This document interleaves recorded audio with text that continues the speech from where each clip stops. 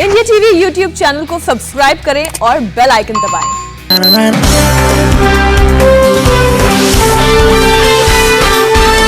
India TV, आपकी आवाज।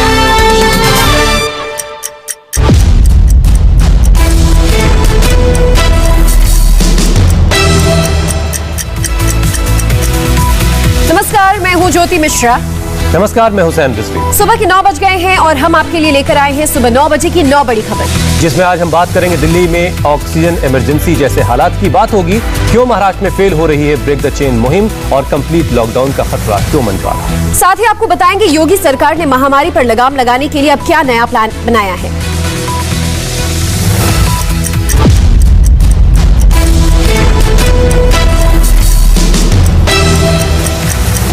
सुबह 9 बजे की सबसे बड़ी खबर में सबसे पहले बात करेंगे देश की राजधानी दिल्ली की, जहां कंप्लीट लॉकडाउन के बीच कोरोना केसेस का अब तक का सबसे बड़ा आंकड़ा सामने आया है। पिछले 24 घंटे में 28,000 से ज्यादा कोरोना मरीज सामने आए। वहीं इस दौरान 277 लोगों की मौत हो गई। लेकिन इन सब के बीच दिल्ली के अस्पतालों में ऑक्सीजन की भारी कमी का दावा भी किया जा रहा है। दिल्ली के मुख्यमंत्री से लेकर उप मुख्यमंत्री और स्वास्थ्य मंत्री ने ट्वीट कर कहा कि दिल्ली के अस्पतालों में कुछ ही घंटों की ऑक्सीजन बाकी बची है। मुख्यमंत्री अरविंद केजरीवाल ने ट्वीट कर केंद्र सरकार से फौरन मदद की अपील की है। केजरीवाल का कहना है कि दिल्ली के ज्यादातर अस्पतालों में सिर्फ 8 से 12 घंटे की ही ऑक्सीजन बची है। कुछ अस्पताल ऐसे हैं जहां ऑक्सीजन सिर्फ 4 घंटे की बची है। दिल्ली सरकार ने केंद्र सरकार को खत लिखकर 700 मीट्रिक टन ऑक्सीजन रोजाना सप्लाई करने की मांग की है। लेकिन दिल्ली के स्वास्थ्य मंत्री सत्येंद्र जैन के मुताबिक दिल्ली सरकार को सोमवार को 240 मीट्रिक टन और मंगलवार को 365 मीट्रिक टन ऑक्सीजन सप्लाई हुई, जिससे अस्पतालों में ऑक्सीजन की कमी हो गई है। दिल्ली के मुख्यमंत्री अरविंद केजरीवाल ने कल शाम ट्वीट कर ऑक्सीजन की कमी के बारे में भी बताया। केजरीवाल के ट्वीट के थोड़ी देर बाद ही दिल्ली के deputy chief minister Manish Sisodia ने भी इस बारे में ट्वीट कर कहा कि दिल्ली के ज्यादातर अस्पतालों में सिर्फ 8 से 12 घंटों के लिए ही ऑक्सीजन बची है। अस्पताल इस वक्त मरीजों को देखे, मरीजों की हालत कैसे ठीक की जाए उस पर देखे, या वो ये देखे कि सेंट्रल गवर्नमेंट कोटा नहीं बढ़ा रही है, अब हम ऑक्सीजन कैसे लें। तो मेरी सेंट्रल गवर्नमेंट से हाथ जोड़ के रिक्वेस्ट है कि आपने हमेशा आगे बढ़ के पूरे 1-1.5 साल में कोरोना की इस लड़ाई में साथ दिया है। अभी भी दिल्ली को ऑक्सीजन की ज़रूरत है, दिल्ली के लोगों को, दिल्ली के अस्पतालों को ऑक्सीजन की ज़रूरत है, ज़्यादा ऑक्सीजन की ज़रूरत है। आप दिल्ली का कोटा बढ़ा दीजिए और जो कंपनियां हैं ऑक्सीजन सप्लाई करने वाली, उनको कहिए कि तुरंत दिल्ली को ऑक्सीजन की सप्लाई सुनिश्चित करें।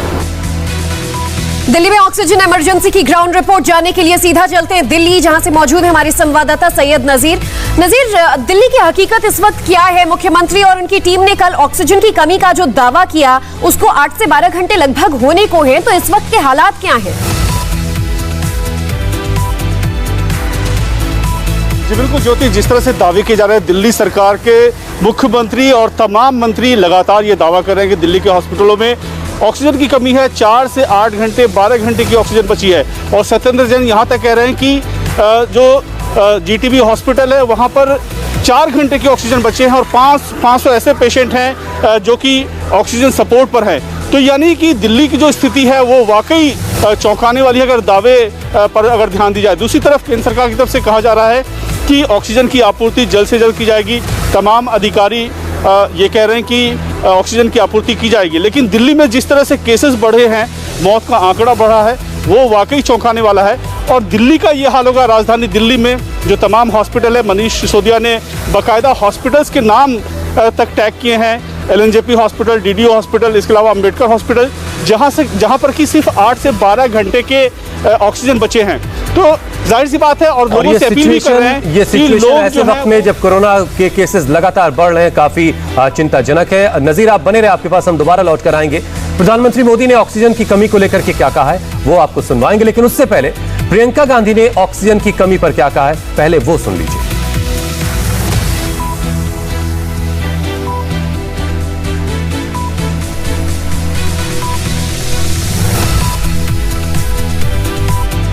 हमारे पास कमी है। आप वैक्सीन को लीजिए, सरकार ने 6 करोड़ वैक्सीन एक्सपोर्ट की हैं पिछले 6 महीने में। ज्यादा पिछले 6 महीने में नहीं, जनवरी से लेकर मार्च तक 6 करोड़ एक्सपोर्ट हुई हैं हमारे हिंदुस्तान से वैक्सीन, और उसी समय में 3 से 4 करोड़ हिंदुस्तानियों को वैक्सीन दिया आपने। तो आपने हिंदुस्तानियों को पहले क्यों नहीं रखा? आपने उनको प्राथमिकता क्यों नहीं दी? अपने पीआर में आप पड़े रहे। और हमें हर रोज टीवी पे दिख रहा था कि मॉरिशस जा रही है, नेपाल जा रही है वैक्सीन। आपने 6 करोड़ वैक्सीन एक्सपोर्ट की, और हिंदुस्तानी लोगों को आपने 3 से 4 करोड़ तक उसी समय में आपने सिर्फ उतना वैक्सीन दिया। आज वैक्सीन की कमी है। तो वैक्सीन की कमी किस लिए हो रही है? Bad planning. रेमडेसिविर की कमी किस लिए है? बैड प्लानिंग या नो प्लानिंग। ऑक्सीजन की कमी किस लिए? कोई स्ट्रैटेजी नहीं। बेड्स, आपको मालूम था कि ये दोबारा वेव आएगा, तो आप टेम्पररी बेड्स क्यों नहीं बनवाए? आपने अपने अस्पतालों में सुविधा क्यों नहीं बढ़ाई? आपने फोकस क्यों नहीं किया इन चीजों पे? तो ये तो एकदम सरकार का ही फेलियर है। और किस चीज में व्यस्त हैं आज भी? आज भी चुनाव प्रचार में व्यस्त हैं, स्टेज पे जाकर हंस रहे हैं। यही बात जहां से भी रिपोर्ट आ रही है, लोग रो रहे हैं, लोग चिल्ला रहे हैं, चीख रहे हैं, जैसे आपने कहा कि हमारी मदद करिए, कहीं ना कहीं से हमें दवाइयां दिलवाइए, ऑक्सीजन दिलवाइए, बेड दिलवाइए। और आप बड़ी बड़ी रैलियों में जाकर हंस रहे हैं। हंस कैसे सकते हैं?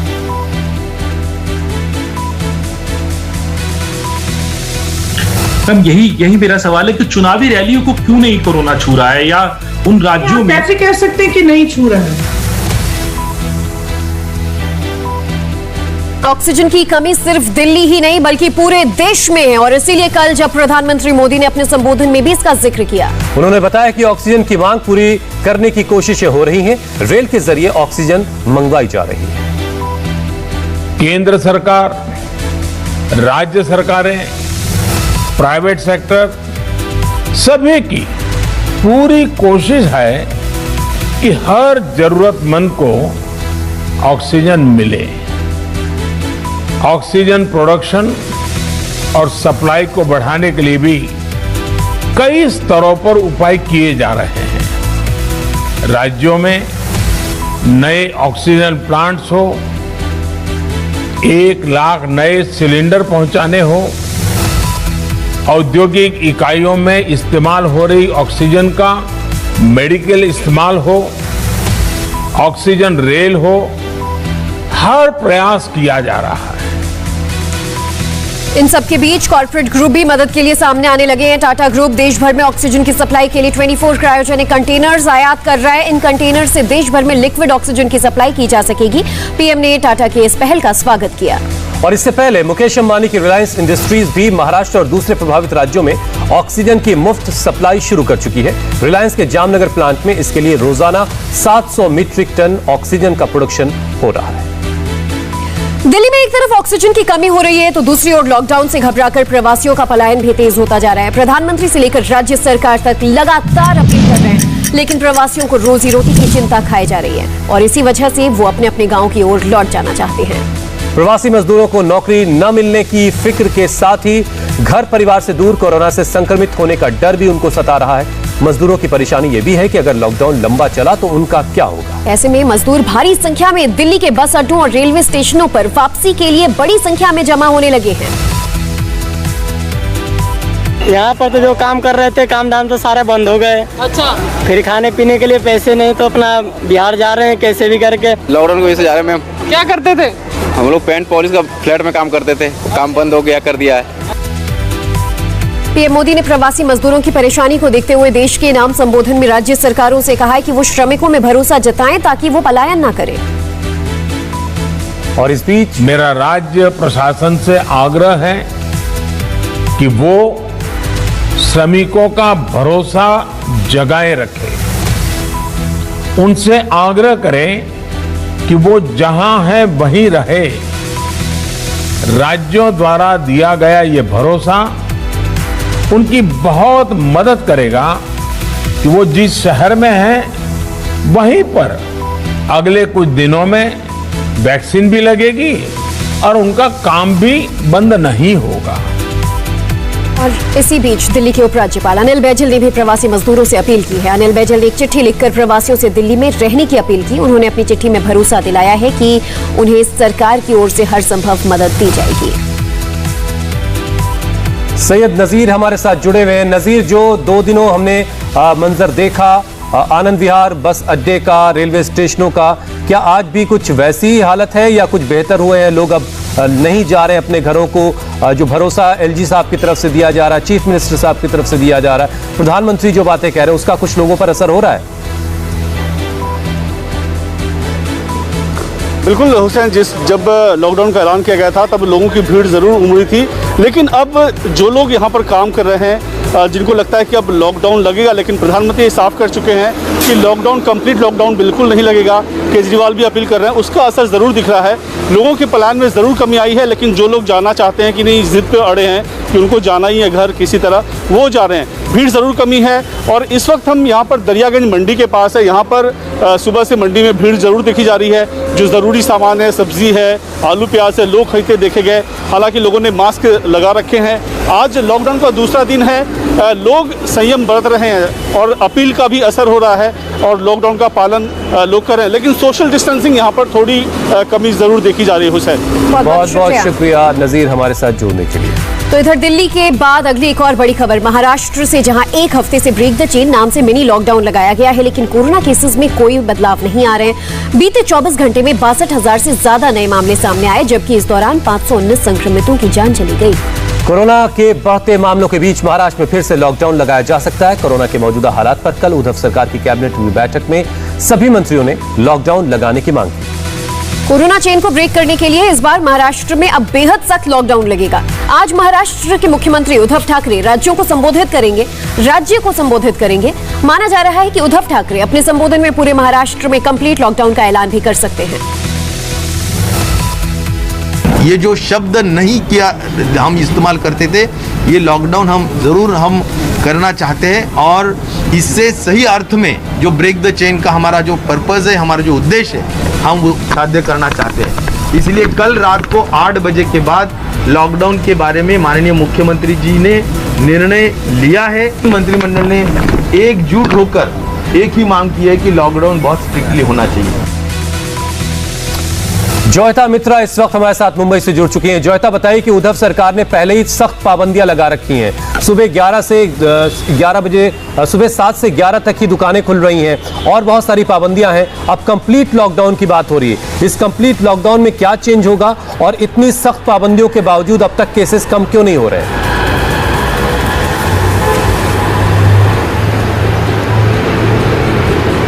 हुसैन, आप सही कह रहे हैं। यहाँ पर जो पिछले 2 हफ्ते से हम देख रहे हैं, पहले उन्होंने संचार बंदी की बात कही, उसके बाद 144 धारा लागू किया गया और अब आज सुबह से जो है वो सुबह 7 बजे से 11 बजे तक ज़रूरी सामग्री के लिए लोग लाइनों में यहाँ पर खड़े हैं। तो ये भी उपाय जो है वो आजमा कर देखा जा रहा है कि शायद जो है केसेस में कोई कमी हो। हालांकि केसेस में पॉइंट समथिंग थोड़ी बहुत कमी ज़रूर आई है, लेकिन ये कोई विजिबल कमी नहीं है। अभी भी आंकड़ा जो है वो 7,000 से ऊपर तक का है। ऐसे में उद्धव सरकार की तरफ से जो उनके मंत्री हैं वो ये इशारा ज़रूर जता रहे हैं कि कंप्लीट लॉकडाउन अब ज़रूरी है। तो कहीं ना कहीं ये बात जो है वो लोगों तक पहुंच भी रही है, क्योंकि जो पिछले साल की जो हालत थी वो इस साल वापस हम लोग एक बार वहीं पर आकर और अभी के जो हालात हैं वो और ज्यादा चिंताजनक है। इनफैक्ट जॉयता, बहुत बहुत शुक्रिया इस पूरी जानकारी के लिए। तो महाराष्ट्र में कोरोना से बिगड़े हालात के बाद अब बात करते हैं उत्तर प्रदेश की।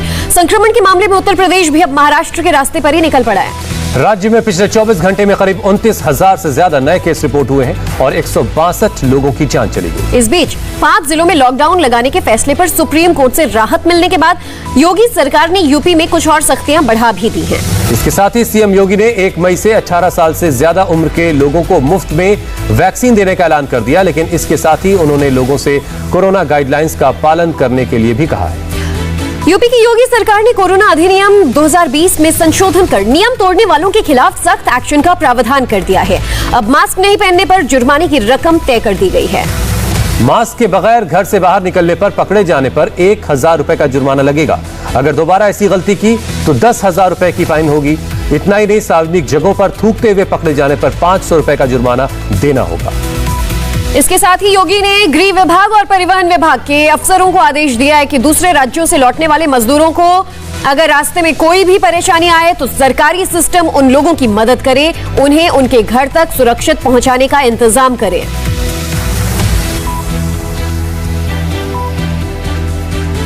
यूपी सरकार ने वैक्सीनेशन को लेकर भी बड़ा फैसला किया है। योगी सरकार 1 मई से 18 साल की उम्र से ज्यादा के लोगों को वैक्सीन देगी।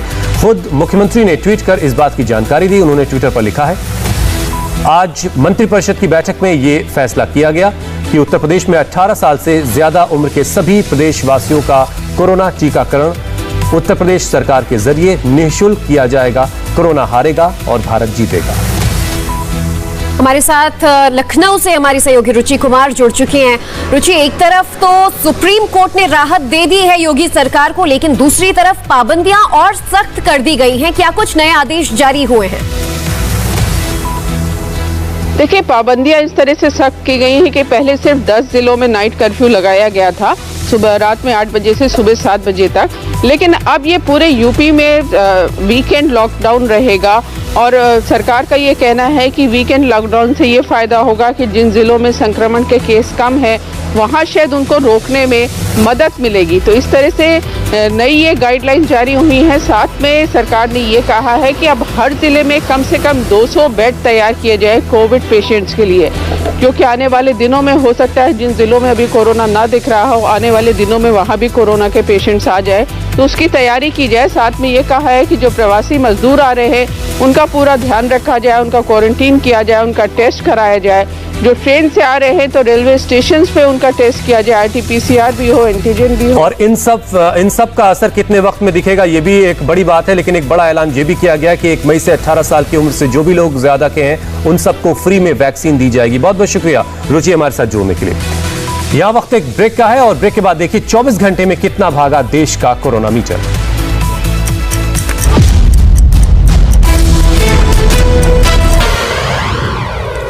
देश में जिस तेजी से कोरोना के केस बढ़ रहे हैं उससे लग रहा है कि जैसे देश में इस वायरस के संक्रमण का ब्रेक फेल हो चुका हो। पिछले 24 घंटे में देश भर में 2,94,000 से ज्यादा मामले सामने आए। इस दौरान देश भर में 2020 लोगों की कोरोना से मौत भी हो गई। 24 घंटे में नए केसेस की संख्या आई है वो एक दिन पहले जो आई उससे करीब 35,000 ज्यादा है। मौत का आंकड़ा भी एक दिन पहले आए मौत के आंकड़े से करीब 400 ज्यादा है। कल कोरोना से देश भर में 2020 लोगों की मौत हुई, जबकि एक दिन पहले पूरे देश में कोरोना से 1757 लोगों की जान गई थी। एक छोटे से ब्रेक के लिए रुकेंगे और ब्रेक के बाद देखिए कोरोना काल में कैसे बदलेगी पीएम मोदी की रैली। नमस्ते, मैं हूं मीनाक्षी जोशी। वीडियो और खबरों से अपडेट रहने के लिए India TV YouTube channel subscribe करें, बेल आइकन दबाना ना भूलें। जुड़े रहें इंडिया टीवी के साथ।